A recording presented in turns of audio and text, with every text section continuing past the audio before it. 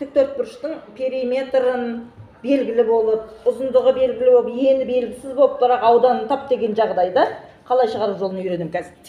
Тиімді жолмен шығарамыз. Периметр мысалы белгілі дейік, 122 сантиметр дейік. Ұзындығы 36 сантиметр дейік. Ені жоқ, ені белгісіз, осының ауданын тап дейді.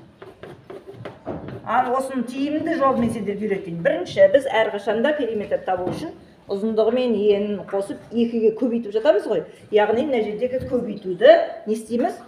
Кері амал ретінде бөлумен алмастырамыз. Беріліп тұрған жалпы периметрді екіге бөлеміз. Неге екіге бөлеміз? Өйткені екі ұзындық, екі ені бар еді, енді екіге бөлсек осыны қанша шығады? 60? Қанша шығады? 61 шығады. Міне, шығару жолы. 61 шықты. Көздерін жеткізіп тұр. Енді 61 бұның, осы 61-ден мына белгілі ұзындық, өйткені тіктөртбұрышта ұзындық мен ені ғана болады ғой. Сол үшін мына ұзындық уже белгілі. Осы ұзындықты не істеп тастаймыз? Осы 61-ден азайтып тастаймыз. Қанша шығады? Мына жер 5 шығады. Мына 5 болып қалған, 5-тен 3 алса 2 қалады. Не шықты? 25. Яғни 25 деген несі уже шығарып алған? Мына жер екен, жасырынып тұрған 25 ені екен. Енді ауданын табу үшін не істейміз? Формула бойынша ұзындығы мен енін бір-біріне көбейтеміз. Ұзындығы мен енін көбейтсек, 25-ке көбейтсең, міне. Қанша шығады? 900. 9.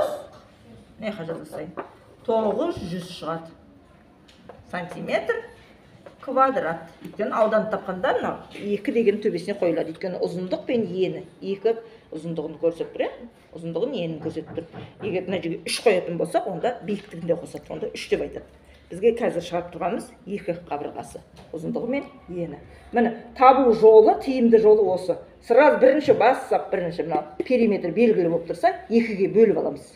Шыққан санды, мына ұзындығы берілсе де, ені берілсе де, қайсысы берілсе де, біреу беріледі, біреу берілмейді ғой. Соны шыққан саннан азайтып тастаймыз. Сонда екінші белгісіз сан, не ұзындық, не ен шығады. Түсіндіңдер ма? Енді тексеріп көреміз. Ұзындық пен енді көбейткенде ауданын таптық қой. Таптық па? Енді мына бастапқы периметрді қайтадан тексерейікші. Периметр қайтадан осы 122 шыға ма екен? Ол үшін не істейміз? 36 мен 25-ті қосамыз. Қанша шығады? 61. 61-ді қаншаға көбейтеміз? 2-ге. Өйткені оның бір ені, бір ұзындығы тағы да жатыр, Біз басында ұзындығы мен енін қосып алдық, енді тағы бір біреуден қалды ғой ар жағында. Сол үшін 2-ге көбейтеміз. 2-ге көбейтсем 122 шықты ма? Шықты. Міне өстіп, оңай, тиімді, тез тауып алу жолы бар екен.